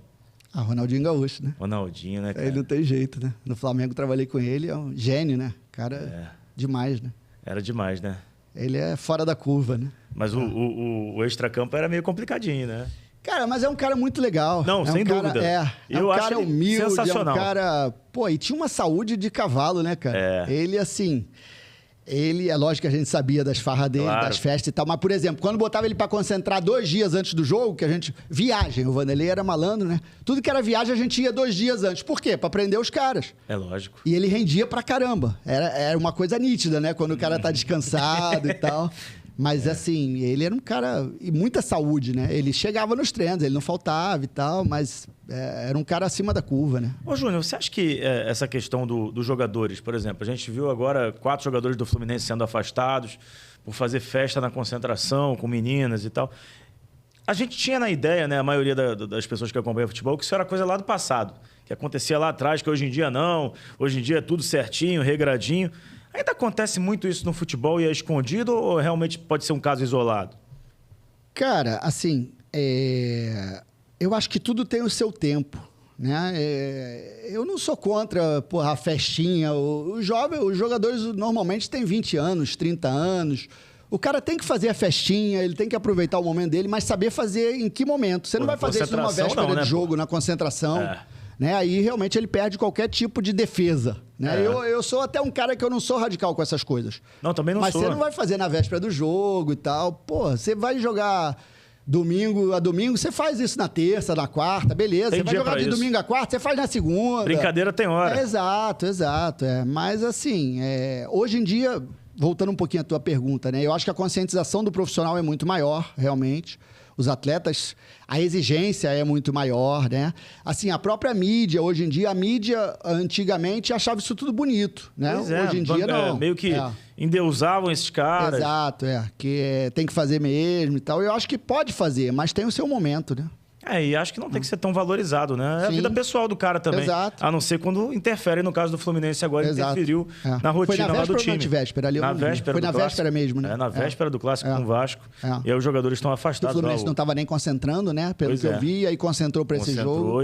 Já devia estar uma coisa marcada, né? Não, e tem uma coisa aí, né? A concentração é no hotel onde mora o Fernando Diniz, né? Então, não tem como o cara não saber, né? Exato. Acaba tomando ciência de tudo. Exato. E assim, olhando para o futebol do passado, a gente via os grandes jogadores, os ídolos e os craques, talvez não necessariamente nessa ordem, tendo vantagens. Por exemplo, a gente viu na época do Vasco, Romário e Edmundo, eles quase que mandavam no clube, né? Ao bel prazer em várias situações. E hoje em dia a gente vê que isso aparentemente está mudando. Você não vê mais o cara ter essa vantagem, por exemplo, de hoje não treina, hoje é muito, muito corretinho, né? Acho que a vantagem do cara está sendo só no bolso, que é o que tem que ser, porque os jogadores são iguais, né? Você acha que isso fez bem ao futebol brasileiro, essa mudança? Sim, eu acho que sim, mas também se há um exagero às vezes, né? Por exemplo, você citou Romário e Edmundo, né? O Romário eu acabei convivendo pouco, porque no caso do meu pai, o Antônio Lopes, saiu logo que ele chegou, né? Fez o Mundial, Rio-São Paulo, depois saiu. E o Romário, pelo que eu soube também, tinha um outro caso do Eurico, que era a questão que ele emprestava dinheiro para o clube, na situação financeira ruim do clube e tal. Então, havia meio que um acordo ali dos dois que o Romário podia fazer tudo. Mas não foi na época que eu presenciava lá, eu não posso falar muito. Mas o Edmundo, por exemplo, cara, o Edmundo era muito profissional, assim, de treinar. O Edmundo era primeiro de treinamento. O Edmundo treinava parte física, era uma coisa que ninguém gostava. O Edmundo treinava muito parte física. Eu me lembro com o Bebeto, saudoso Bebeto, preparador físico, era um cara muito profissional, muito competente. O Edmundo treinava muito também. Então, assim, tinha... O que ele tinha de regalia? De repente, tinha uma outra coisa de voltar num voo diferente e tal, mas nada que interferisse ali dentro de campo, principalmente ali entre 96 e 2000. Pelo contrário, o Edmundo era até... Eu me lembro no início, 96, quando chegou e tal, o Lopes ali, na virada de 96 para 97, pegou no pé dele, ele teve afastado até e tal, aí... Tem até as coisas na internet, ele na praia e tal. Foi bem aquele períodozinho ali, início de 97 e tal. Talvez o Edmundo não tenha sido um bom exemplo, mas o Romário com certeza é um bom exemplo. O próprio Ronaldinho Gaúcho, que você citou também. Mas assim, há a coisa da mídia também, o excesso, né? Mais essas questões de festas, né? Mas ali no dia a dia mesmo. Mas tinha assim um jogo de cintura. Por exemplo, você via, isso aí eu concordo. Você via que, por exemplo, o cara estava vindo da noite e tal. Isso aí eu cansei de ver também. O cara estava vindo e o treinador tinha que saber levar, né? O cara, sábado treino de manhã. O cara chega sexta, foi pra noitada e tal. Tá ferrado, tu vai fazer um recreativo e tal. Deixa o cara lá, fica na maca, mas aí tu ganha o cara também, né? Tu vai falar, tá bom, tu vai ficar aí na maca, amanhã eu quero ver. Aí, normalmente, os caras no dia seguinte arrebentavam. Isso era um meio toma lá da cá. Né? Mas, ao mesmo tempo, assim... Um pouquinho de falta de profissionalismo, né? Lógico. Pois com certeza. Que hoje em dia é bem menor. Bem menor, né, do que era no passado. Acho que tem essa conscientização. E eu acho que a rede social, por incrível que pareça... Também, faz nesse com que o aspecto cara ajudou. Ajudou muito. Porque, primeiro, que tá todo mundo aí com o celular para tirar foto, fazer vídeo. Segundo, bota na mesma hora, né? Se o cara tá 2 horas da manhã ali, o cara bota 2 horas da manhã. O próprio cara, às vezes, os jogadores atuais, né, a galera que tá subindo aí, 15, 17, 20 anos, não sai do celular o dia inteiro mexendo nisso. Sim. Então, isso até prende o cara, às vezes, de fazer uma besteira, de sair. Exato. Cara, tem muita coisa mudando no mundo, né? O mundo é outro, né? É outro completamente diferente. E vai mudar mais ainda. A questão da tecnologia mudou de todas as formas no mundo, né? Às vezes, os ex-jogadores, eles vêm aqui, eles contam que as resenhas de concentração eram... Pô, eles reclamavam do tempo. Mas falavam que eram maravilhosas. Os caras faziam de tudo na concentração. Jogava buraco, baralho, não sei o quê. Totó, sinuca, onde tinha. O cara, hoje em dia, quando tem concentração, é celular. Eu, como treinador, eu também estranho essas coisas, né? Você acabava a janta, ficava todo mundo batendo papo até a hora do... Normalmente, em geral, a janta é 7, o lanche é 10. Lógico que varia um pouquinho, às vezes, de uma para outra. Mas o cara acabava o jantar, ficava ali até 10 horas batendo papo. Isso era legal. E acabou. E aí, porque o cara não tem o que fazer no quarto, né? Não tinha o que fazer. Não tinha celular, não tinha... Agora tem. Ou não tinha as conversas de celulares, né? Era só televisão mesmo, nos hotéis. E às vezes tinha umas casas que você tinha, ou alguns locais diferentes que você concentrava com sinuca, com que todo mundo adorava. E baralho também. Pois é. Ô Júnior, assim, assistir futebol é uma coisa que o treinador de futebol tem que fazer o tempo inteiro, né? Sim. Eu, como jornalista, como narrador, quando fui repórter também, mas mais como narrador, eu assisto o tempo inteiro. Eu tento assistir de tudo, porque eu sei que em determinado momento eu vou acabar transmitindo jogos daquele time. Agora a gente está transmitindo a Série B na TV Brasil, tem a Vasco TV, os adversários do Vasco, eu acabo tendo que ver também. Como é que é para você isso? Porque, assim... Eu tenho para mim que isso atrapalha até o relacionamento com as pessoas, que às vezes a gente quer ver um jogo no horário que a pessoa, quem está contigo não quer. Sim. Eu assisto futebol o dia inteiro. Como é que é você? Também. Hoje em dia é muito mais facilitado, né? Essa coisa que a gente vinha falando dos jogadores, infelizmente acaba pegando a gente também. A gente vai para dentro do quarto, bota o computador e assiste ali no computador, né? Quando você tá com muita gente em casa. Você tem ideia de quantos jogos você já conseguiu assistir numa semana, assim, numa semana que você está trabalhando muito? Cara, por incrível que pareça, quando eu tô trabalhando, eu assisto até menos do que quando eu não tô, né? Quando eu não tô, eu sou maníaco. Mas quando eu tô, você foca mais no teu e no adversário. Ainda mais que você é jogo quarta, domingo. Pelo contrário, até outro dia eu tava até vendo uma resenha de essas mesas redondas e tal, o cara falou Posso falar aqui o nome, o Caio Ribeiro e tal? Pode, claro, pô. Falou uma coisa interessante ali e eu até pensei isso essa semana. Eu falei, cara, às vezes quando a gente tá trabalhando, a gente fica tão bitolado que você não vê programas, e às vezes isso te faz falta, te abrir tua mente, você pensar uma coisa diferente, não ficar só ali naquele teu mundo de teu time adversário. Às vezes você abre a mente para outras coisas, né? Isso às vezes te faz falta. Então... E ter os profissionais do futebol, os ex-jogadores nas mesas, comentando, você acha que isso faz com que a galera que trabalha com futebol hoje, que está na ativa, se sinta mais à vontade para acompanhar? Porque as pessoas que jogaram entendem mais. Você não jogou, mas você certamente convive com muita gente que jogou. Você acha que há um preconceito com a crítica do jornalista que não foi de campo, ou menos do que com o profissional que jogou e hoje está comentando? Assim, eu acho que é uma bola de neve. Acabou que se deu um espaço muito maior ao ex-jogador, porque o público assiste mais. Não tem como você fugir disso. É audiência. A audiência, exatamente. É audiência. A audiência é maior com o ex-jogador do que com o jornalista. Isso não tem como fugir. Não tem como. Mas eu não acho que, de uma forma geral, o ex-jogador, o comentário dele é melhor do que o jornalista. Lógico que existem ex-jogadores muito bons e existem ex-jogadores muito ruins como comentarista também. Até porque o cara pode ter vivido e não saber expressar aquilo que ele viveu, né? Exatamente. E a gente vê a questão de treinador, né? Quantos ex-jogadores deram certo como treinadores que foram grandes jogadores? Muito poucos. A maioria nem foi grande jogador.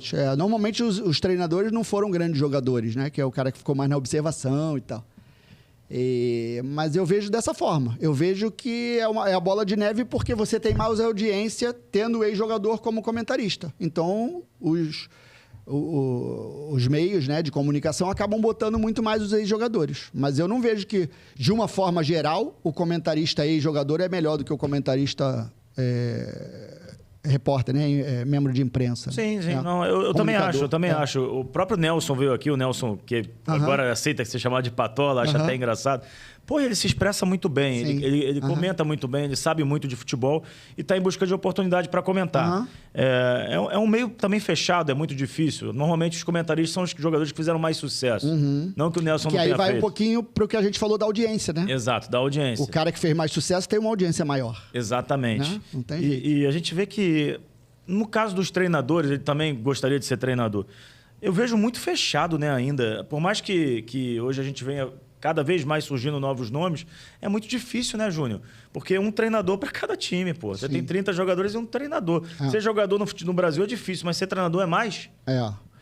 É porque, assim, o treinador tem a galera que veio da ciência, né? E tem a galera que todo dia para um de jogar, né? E tem a panela, né? Dos mesmos. Mas isso tem tudo que é meio, né? Também, tem. Né? Eu também não sou... Por exemplo, meu tem também. Às vezes eu fico sem trabalhar, tem gente que fica sem trabalhar e joga a culpa nos outros. Não joga a culpa nos outros. É panela, é isso e aquilo. Não, eu tento...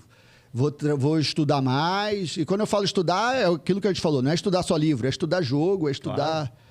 E daqui a pouco eu vou ter outra oportunidade e tenho que fazer o meu melhor e tenho que ter resultado, porque não tem jeito. Se você não tiver resultado, você não fica, né? Sim. Não tem jeito. E qual é o grande trabalho da tua vida até hoje? Que você julga ter sido o principal? Eu tive trabalhos muito legais. Vamos lá atrás. Eu comecei no Bangu, 2002, 2003, aquele caixão, eu fui 4º lugar no campeonato.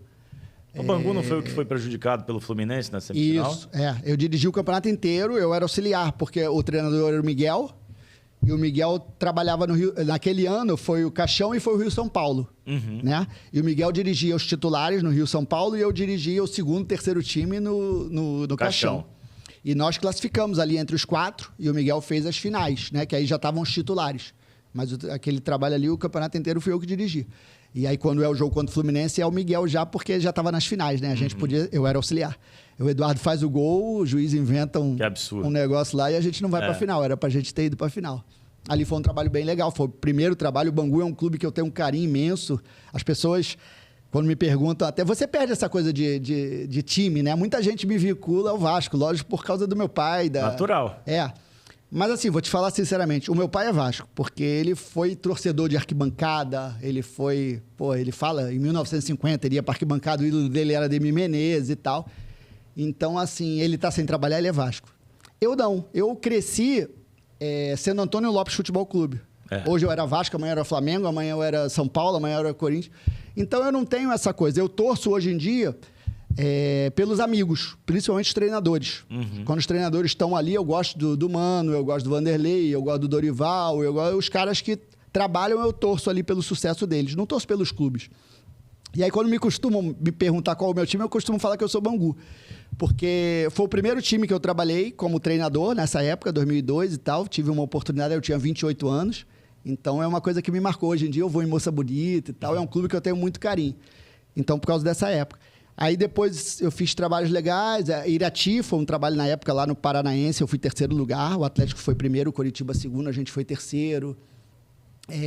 Fui campeão brasileiro da Série C no Macaé, né? Em 2014. Sensacional. Na Tombense eu fiz um trabalho muito legal em 2015, que nós fomos à semifinal, ganhamos do Cruzeiro na época, que era bicampeão brasileiro. O Cruzeiro estava invicto há mais de um ano. Era o Cruzeiro do Everton Ribeiro. Isso, Júlio Batista e tal. E aí nós fomos à semifinal, o Tombense ainda não era o que é hoje, né? O Tombense estava meio que começando, nós fomos à semifinal ali pela primeira vez na história, né? O pessoal que eu falo do Tombense até hoje fala que é o maior jogo da história. Nós ganhamos do Cruzeiro 2-1 dentro do Mineirão, aquele time bicampeão brasileiro, classificamos para as finais ali com essa vitória. Teve trabalhos legais. Agora, essa do Audax foi bem legal também, ano passado. Até pela formação, a gente estava falando até de formação, né? Que eu ia falar de 23, fiquei na 22, 23, acabou que eu não voltei para 23. O time de 23 que a gente montou, né? Aquilo que eu estava te falando. Eles me deram a carta branca para eu montar o elenco. Não teve essa coisa de analista e tal. O Márcio, que era o diretor lá, confiava em mim e falou, você vai montar o elenco e tal. Ele veio comigo e tal. Ele ficou até 2, 3 dias lá em casa, dormindo lá em casa e tal. E a gente ligando, na hora que ia passar, eu passava para ele, né? Esse e tal e tal. E aí falava de valores, eu não gosto de me meter nessa coisa, você fala agora e tal e tal. Aí por exemplo, o Emerson Urso, que estava no Botafogo, né? Eu vi o Emerson Urso numa copinha paulista lá. Ele estava largado no São Caetano, tá? Eu vi o Emerson Urso, aí eu tenho meu computador, eu tenho ali jogador para Série A, para Série B, para Série C e para Série D. Mesmo? Tem tudo anotadinho? Sim, eu tenho tudo. Eu vou vendo o jogo e tal. Gostei desse, boto. Gostei desse, boto. E assim, não é só o gostei, Boto. Eu gostei, aí quando eu vou contratar, aí eu tiro informação pelo menos com 3, 4 pessoas, né? Você não pode contratar também porque você gostou um jogo, né? Claro. O Emerson Urso foi dessa forma, o Carlinhos foi da forma que eu já contei aqui. O Pablo Tomás é um jogador que está no Guarani também, estava largado, ele foi para o Paraná Clube, ele estava no Paraná Clube também, eu vi um jogo dele no Paraná, gostei da movimentação dele e tal. No Paraná Clube foi a mesma coisa, era um atacante que não fez um gol no Paraná Clube. E aí ele tinha ido pro Sub-23 do Santos, eu tinha visto ele no Santos também. E aí eu trouxe ele, quer dizer, foram jogadores... O Igor Leite, que eu lembrava da base do Fluminense e tal, houve a oportunidade, esse foi um oferecimento até, mas aí quando ofereceu, o Márcio não conhecia o diretor, eu falei, pode pegar na mesma hora, esse eu quero como meu camisa 10 e tal. Então a gente vai fazendo, assim, o Caio Christian, um jogador, um lateral esquerdo muito interessante, também foi agora para a Série B para o Amazonas. A gente vai fazendo dessas formas, eu acho que é o ideal, né? De montagem de elenco. Hoje em dia, montagem de elenco é uma coisa fundamental quando você vai começar um trabalho. E você tem que ter esses nomes, essas coisas, para você poder passar para as direções, normalmente. E o empresário faz parte também desse processo, né? Porque tem empresário pra caramba no futebol. E como é que é a relação com o empresário? Como tudo na vida, tem os empresários bons e os ruins. Claro, né? Claro. Então, quer dizer, eu acho que no futebol, por exemplo, a minha postura e tal, eu acho que eu prefiro, às vezes, se o cara não gostar de mim como profissional, beleza. Mas o cara jamais vai poder falar do meu caráter, né? Sim. Então, isso eu acho que é o mais importante. Então, você tendo essa linha de retidão e tal, os empresários te respeitam também. E hoje em dia é importante você conversar com eles. Por exemplo, meu pai, que trabalhou no futebol e tal. Meu pai, hoje em dia eu posso falar que ele já parou com o futebol. Ele, assim, entre aspas, né? Não gostava de empresário e tal, porque ele era um cara muito correto, muito firme e tal. Tinha aquela imagem de, não vou me meter com o empresário e tal. Mas hoje você tem que ter a relação de conversa, não tem jeito. Você tem que saber levar e você sabe quem são os bons e quem são os maus também. Mas assim, vou te falar abertamente. As pessoas sabem quem é quem no futebol, né? Sabe. Nunca ninguém teve, assim, a ousadia de me oferecer vantagem, de me oferecer... Porque sabe que se oferecer, vai tomar uma na lata. Não, eu não vou só recusar, né? Vai tomar uma na lata e pronto. Mas, assim, eu tenho ótimas relações com empresários também, sem problema nenhum. Ô, Júnior, todo mundo que passou pelo Vasco naquela época, eu faço sempre a mesma pergunta. Como é que era a relação com o Eurico? Como é que era o dia a dia com o Eurico? Porque o Eurico é um personagem muito rico, né? Como é que foi você com o Eurico?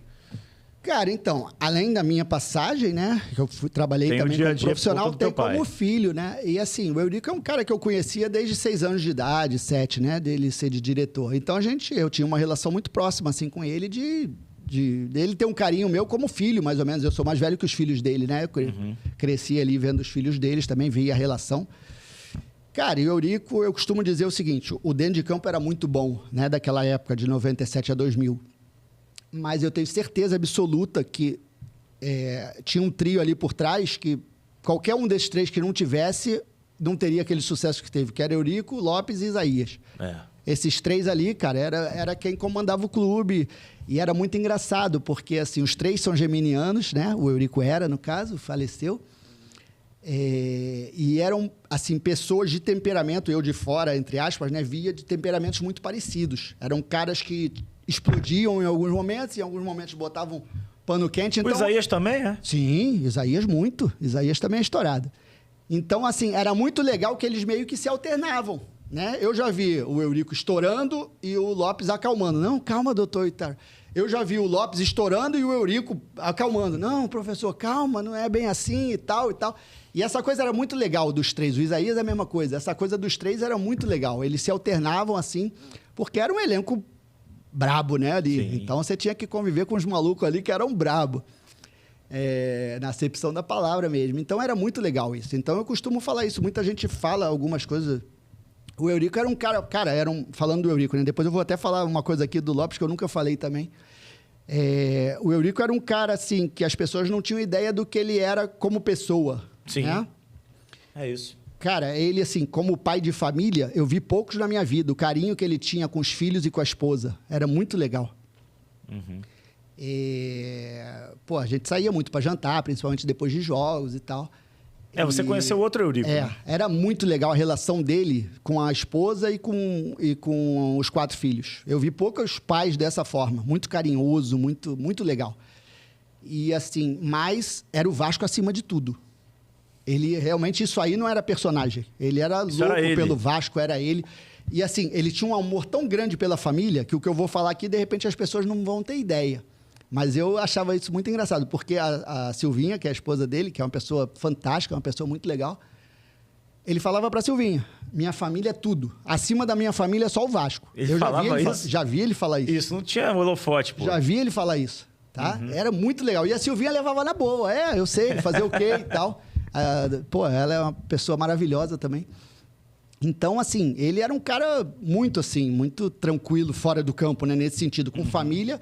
Mas, assim, essa questão de amor ao Vasco, eu nunca vi nenhuma pessoa ter amor a um clube como ele tinha ao Vasco. Não estou falando só de Vasco, estou falando de todos os clubes que eu trabalhei, assim. Era um cara realmente Vasco acima de tudo, né? Até da família. E te tratava como um filho também? Cara, assim, no clube, assim, normal, não. Sim. Mas, assim, nesses momentos, ele me viu pequeno momentos da intimidade, e tal. né? Assim, as pessoas têm ideia só da relação Eurico e Lopes muito boa como foi no fim, né? Mas eles tiveram problemas lá atrás também. Bem lá atrás, claro. E tal. Eu me lembro em 86, quando meu pai teve no Vasco, saiu do Vasco, ele saiu brigado com o Eurico por causa das papeletas amarelas. Lembra das papeletas amarelas do Flamengo? Sim. Meu pai era o treinador em 86, perdeu o estadual pro Flamengo. E, tipo assim, um mês antes, meu pai era delegado também, e tinha tido no bar lá, o que tinha acontecido lá, umas reuniões lá num bar no centro da cidade e tal. Os caras bateram pro meu pai, vai acontecer isso, o árbitro tal, o juiz tal. E meu pai foi e levou tudo pro Eurico, Não pode botar esse juiz e tal. E o Eurico, novo e tal, em 1986, era o cara da federação na época, né? Tinha acabado de assumir a vice-presidência do Vasco. E aí o Eurico falou, não, Lopes, porra, tu quer entender mais de federação do que eu, não sei o que e tal, não tem nada disso, não sei o que e tal e tal. E aí acabou o estadual, o Vasco se sentiu prejudicado em algumas situações, meu pai pede demissão e vai no Eurico, falando, não te falei, ia acontecer isso. E aí ele saiu do Vasco brigado com o Eurico em 86, dessa forma. Só que eles eram muito amigos, eles se respeitavam. Por exemplo, antes um pouquinho, em 83, quando o Eurico era candidato contra o Calçada, meu pai vai para o Kuwait, né? E aí o Eurico bota a boca no Calçada na época, né? Fala, porra, como é que pode deixar o Lopes sair, não sei o que, foi o mal que o Vasco fez e tal, não pode. E aí vai ter a eleição de 85, que foi a eleição mais disputada da história do Vasco, que é quando o Eurico volta em 86. Aí o Eurico contra a Calçada, o Calçada ganhou por muito pouco. O meu pai seria o treinador do Eurico, ele estava anunciando e tal, mas nunca tinha conversado com o meu pai. Mas anunciava, eu vou trazer o Lopes de volta, não sei o que e tal, adorava. E aí, beleza, aí meu pai volta do Kuwait, na época da seleção do Kuwait, e o Calçada vai e contrata meu pai, entendeu? Então, aí o Eurico ficou meio chateado e tal, e aí, na época, o meu pai tinha muito moral por causa do campeonato de 82, que é um campeonato, quem é das antigas vai lembrar. Sim, que ele muda o time. É um campeonato marcante de 82 e tal, que ele muda 5, e aí ele tava com muita moral naquela época, o Calçada traz o meu pai, meio que ganha a eleição, ajudado muito por isso também, de 85. E aí ficou aquela coisa, aí em 86 o Calçada chama o Eurico, aí eles saem brigados, o Eurico e meu pai, mas quer dizer, eles se gostavam muito antes, mas aí tiveram ali. Aí meu pai volta pro Vasco em 91, mas a relação não é boa, quem traz é o Calçada. A relação dos dois em 91 foi um ano difícil no Vasco e tal, a relação dos dois não era boa, foi uma coisa que o Calçada botou pela garganta do Eurico, o Eurico ainda não tinha tanta moral. Aí... meu pai e o Eurico meio que não se falavam nessa época, 91 e tal, E aí ele sai do Vasco, roda, Inter e tal. E aí meu pai e o Eurico meio que não se falavam, só que as esposas se davam muito bem, a Silvinha e a minha mãe, continuavam se falando, eram amigas e tal, E aí as duas fazem as pazes dos dois, tipo ali, 94 e tal, por aí. É uma história bem legal. Pô, que legal. E aí, porque em 91 não foi o Eurico, foi o Calçada que botou meu pai, então ele meio que engoliu. Aí em 96, não. Aí em 96 o Eurico já tinha feito as pazes e tal, aí é outro mundo. Aí os dois se dão super bem e tal. E a época mais vitoriosa da história do Vasco. E também já eram 10 anos mais velhos, normal, né? Mais experientes. Já não eram garotos ali de 40 anos, 40 e poucos anos e tal, né? E sempre se falaram, pelo visto, né? Sim. Aí depois disso, aí viraram muito amigos sempre. Né? Mas o que você ia contar que você falou que nunca falou do seu pai? Então, algumas coisas assim. Por exemplo, a torcida do Vasco, lógico... sempre idolatrou o Antônio Lopes e tal, mas eu vejo, assim, algumas coisas, né? Eu acho que tem 2 fatos marcantes ali na história dele no Vasco que as pessoas levam pro lado negativo. Tem 1 milhão de coisas positivas, né? Mas tem algumas coisas... Ele não vê a internet, é o que eu te falei, ele é Vasco e tal, mas, assim, às vezes eu, hoje, sou mais moderno, lógico, vejo. Lógico.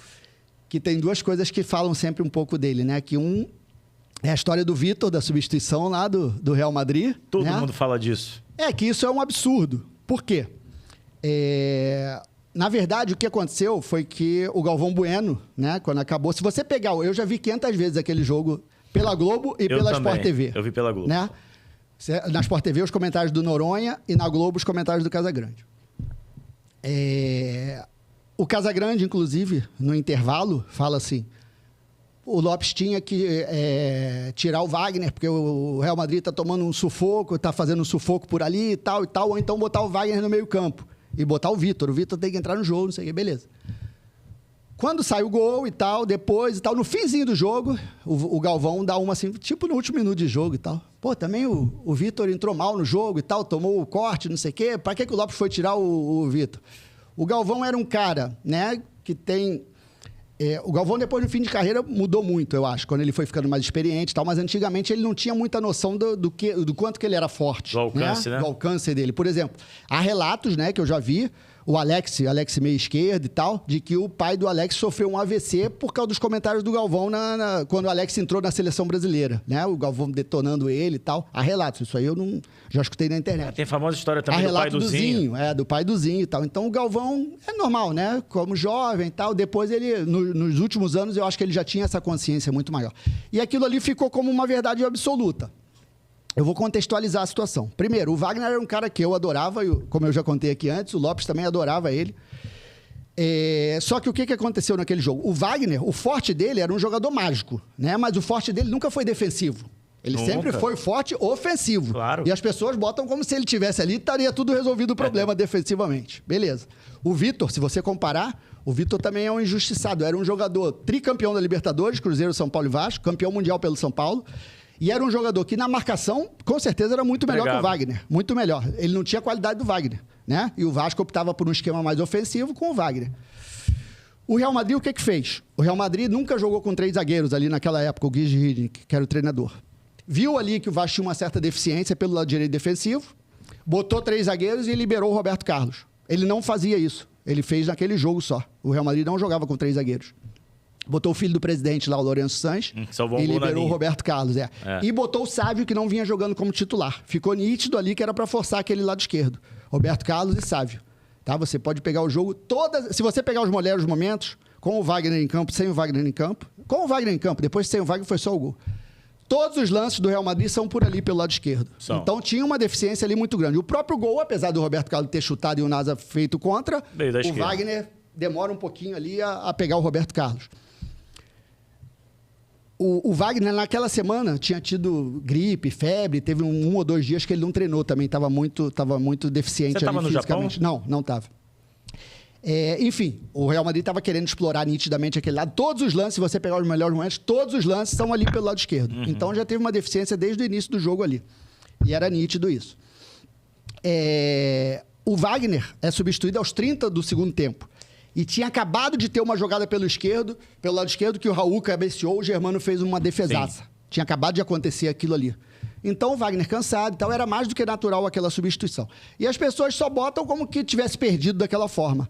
E as pessoas não veem, por exemplo, naquele jogo, assiste o jogo inteiro e contextualiza a coisa.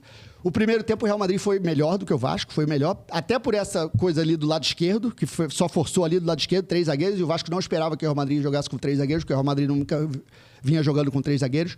No intervalo, o Lopes muda o jogo todo. O Vasco vem outro pro segundo tempo. O Vasco amassa no segundo tempo. E ninguém fala isso. Fala, mas não fala que é mérito do treinador, né? O que o treinador fez? Ele abriu o Donizete de um lado, abriu o Luizão do outro. E muita gente só fala do Felipe, que o Felipe fez isso, fez aquilo, e esquece realmente desse lado. Exato. Ele abre o Donizete, no intervalo, o Lopes mudou o jogo ali. Ele abre o Donizete do lado direito, abre o Luizão do lado esquerdo. O gol, inclusive, sai com o Luizão aberto do lado esquerdo, que ele bate e dá sobra pro Juninho, né? E abre esse espaço aqui pro Ramon fazer um falso 9 e o Juninho chegar bem também.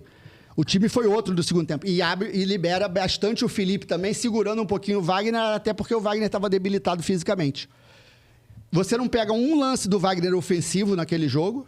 Você não pega. É mesmo. Não tem um lance no melhor momento do Wagner ofensivo, e era o grande forte dele. Então ele não estava produzindo ofensivamente, estava tendo dificuldade defensiva. Eu acho que se você pegar o jogo e não ouvir nada do som, foi uma substituição mais do que natural.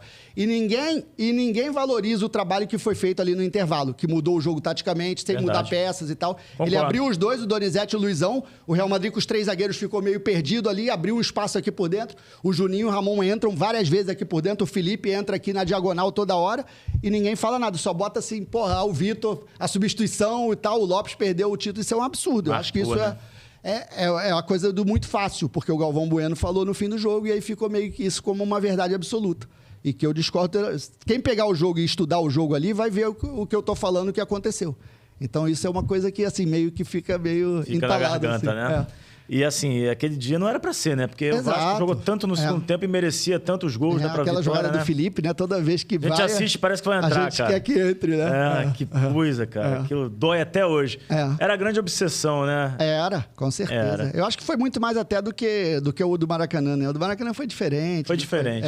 Foi diferente. E o do Maracanã, assim, vou te falar uma outra coisa também. O do Maracanã deu uma brochada, né? Quando o Corinthians ganha do Real Madrid.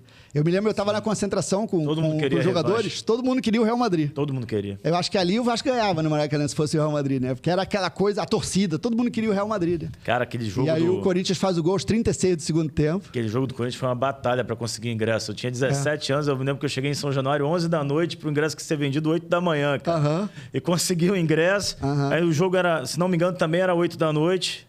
Acho que era 8 da noite, a final. E eu cheguei no Maracanã, era 11 da manhã também. Cara, aquele dia foi fogo. E a outra coisa que eu ia falar, né? Isso é uma. A outra coisa que eu ia falar também, que falam dele, né? É assim, de quando ele era diretor no Atlético Paranaense, em 2013. Que ele comemorou os gols contra o Vasco. Não, que foi aquela coisa da briga e tal. Ah, sim, né? Verdade. Foi aquela coisa da briga e tal. E que, pô, ele não tinha que se meter porque ele era vascaíno e tal, que o Vasco ia cair, que o Atlético não tinha nada a ver. Primeiro de tudo, eu acho que o caráter da pessoa, né? A pessoa, pô, tá trabalhando pro time que tá pagando a ele. Ele era diretor remunerado do Atlético Paranaense. Claro, profissional. Independente até de ter uma história... O time, lógico, que ele mais tem história é o Vasco. O segundo time que ele tem mais história na carreira é o Atlético Paranaense. Ele foi 5, 6 vezes, trabalhou lá. Foi vice-campeão da Libertadores lá, que praticamente é um título para eles. E, assim, às vezes as pessoas falam besteira. Depois eu vou entrar até no assunto de ética, né? Mas do jogo, né? O Atlético Paranaense tinha perdido a Copa do Brasil na semana anterior para o Flamengo, né? Que era um caminho para Libertadores. O Atlético Paranaense não ia para a Libertadores desde 2005, quando ele foi vice-campeão brasileiro, né? Então eles queriam muito e aquele era o caminho. Com a vitória, o Atlético Paranaense classificou para a Libertadores com aquela vitória. Com o empate, não classificava. Então, antes até de falar da ética, valia muito para o Atlético Paranaense, sim. Tem uns bobões que falam assim, pô, não valia nada para o Atlético, só valia para o Vasco e tal. Primeiro. Segundo, independente de valer ou não, o Atlético podia estar rebaixado já. Você tem que jogar, você é pago pelo clube, você tem a tua ética, você não quer saber, quando a gente é profissional, não quer saber se é o Vasco, se é quem está do outro lado. Né? E assim, eu acho que isso é até uma falta de caráter as pessoas falarem isso. Quem fala isso é porque faria o contrário. Eu dou sempre um exemplo, bem bacana também, do Vasco e Flamengo 4x4 que teve com o Vanderlei, lembra? Claro. Com o Vanderlei no Vasco. Tava cobrindo todo o Tupi. Será que as mesmas pessoas que falam isso, que o Lopes tinha que ter aberto as pernas quando trabalhava no Atlético Paranaense pro Vasco, falam isso do Vanderlei? Que o Vanderlei se declarou flamenguista também. E é Flamengo. E é Flamengo. E o Vanderlei, eu trabalhei com ele. Ganhou o título do Flamengo no Rio São Paulo pelo Santos, vibrou pra caramba. Ganhou título, teve um outro, do Cruzeiro, Copa do Brasil 2003 em cima do Flamengo. Isso aí não tem nada a ver, isso é besteira. E eu acho que a pessoa, para falar isso, é a pessoa que não tem caráter. Porque se ele fala isso, ele pensa isso, ele fala, pô, então se eu estivesse lá, eu ia abrir as pernas. Isso não existe, cara. Eu até citei a questão da comemoração, porque eu me lembro de um jogo contra o Vasco. Esse foi que outro, pai comemorou muito. Isso. Também. É o jogo da grávida esse? Isso. Que o Renato falou que até uma grávida faria a maior goleada que o Vasco sofreu em campeonatos brasileiros. Ele era treinador do Atlético. Muitos vascaínos falam que o Lopes comemorou demais aquele jogo. Mas, cara, comemorou normal, pô. Pois comemorou como comemoraria contra qualquer outro time. Você, quando tá trabalhando, cara, é o que eu te falei aqui. Ele é Vasco, eu não sou Vasco, eu sou Bangu. Mas já vi você em São Januário com teu filho. Sim, meu filho é Vasco, minha filha é Flamengo. Eu tenho 2 filhos. É mesmo? Tua filha é Flamengo? Minha filha é Flamengo porque, assim, pegou a época de Ronaldinho Gaúcho, né? Ela entrava, eu era auxiliar do Vanderlei, ela entrava em campo de mão dada com o Ronaldinho Gaúcho e tal, ficou aquela coisa. Minha filha tem 19 hoje, meu filho tem 15. Meu filho é Vasco. E você vê, eu vou com ele às vezes em São Januário e tal, e não tem nada a ver. Claro. É profissional, mas é isso que eu tô te falando. A gente, como profissional, eu vou jogar também, ele ia jogar contra o Vasco. não quer nem saber se é Vasco, se é Flamengo, se é Corinthians, ele quer ganhar o jogo, pô. Isso aí não olha quem tá do lado contrário, pô. E até, vou te falar a verdade também, por que a lei do ex é tão forte? Porque a gente é ser humano. No fundo, a gente quer ganhar daquele time que você trabalhou, Sem no fundo dúvida, ali. Você sem tem dúvida. um gostinho a mais de ganhar daquele time. Que você tem um carinho Ainda mais dependendo até de como você saiu, como as coisas aconteceram. Por isso que a lei do ex todo dia acontece aí. Dos ex-jogadores os jogadores estão rodando muito também, né? Também. Também tem isso. Foram ex em tudo que é time. Ex de tudo que é time. Ô, Júnior, pra gente fechar aqui, queria te fazer 2 perguntas. A primeira, o teu pai tá um pouco sumido da mídia, né? Há muito tempo não aparece. Queria que você trouxesse informações. Tá tudo bem com seu pai? Como é que tá o dia a dia dele? Tá vivendo bem? Não, tá tudo bem. Tá com 82 anos, faz 83 em junho agora. Quem quiser ver ele, vai na orla ali de Ipanema, que ele tá todo dia lá. Caminha a partir todo de dia. 9h30, 10 horas da manhã, ele tá ali todo dia. Faz os 8 quilômetros dele, ele mora no posto 10. Normalmente ele vai até o Hotel Otton lá, que eles concentravam na época de Vasco, e volta todo dia e tal. Tá bem, leva a vidinha dele, tem a regrinha dele. Aí chega em casa à tarde, almoça, dá um cochilo. Escuto o Apolinho 5 horas da tarde e pronto. Show do Apolinho na Tupi. E aí passa o dia ali. E assim, não sente muita falta do futebol? Cara, hoje ele tá muito bem resolvido. Tá tranquilo? Assim. Ver futebol como ver notícia, ele gosta muito de ver jornais também, né? Acho que tá tranquilo, graças a Deus. E uma outra, você não cogita, assim, para a tua vida também, de repente, ser comentarista de futebol, porque você também se expressa muito bem, entende muito. É uma coisa também que você trabalha na tua cabeça ou não? Cara, eu não penso, mas não sei. Eu gosto de comentar. Quando eu sou convidado lá, você conhece da TV Brasil, já fiz algumas rádios também. Eu gosto de comentar, mas não é o que eu penso. É o que você pensa? Não, eu quero seguir mesmo como treinador. Né? Ou seja, está esperando uma oportunidade nesse momento. Sim, com certeza. Agora começaram aí os campeonatos brasileiros, né? Série C, Série D. Começa a dança dos treinadores.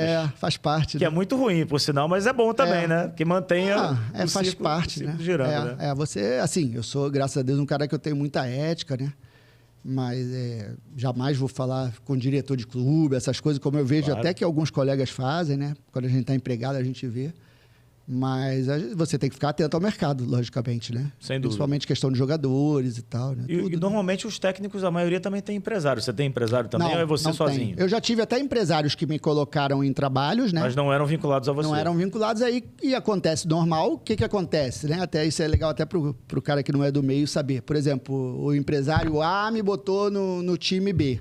Né? Enquanto eu estou ali no time B, normalmente você acerta com o empresário, aí você dá 10% do teu salário e tal, funciona dessa forma. As pessoas que, assim, já tive alguns empresários que me botaram em alguns times e funcionou dessa forma. Mas não tenho vínculo com nenhum. Tem alguns treinadores que têm vínculos fixos com alguns, né?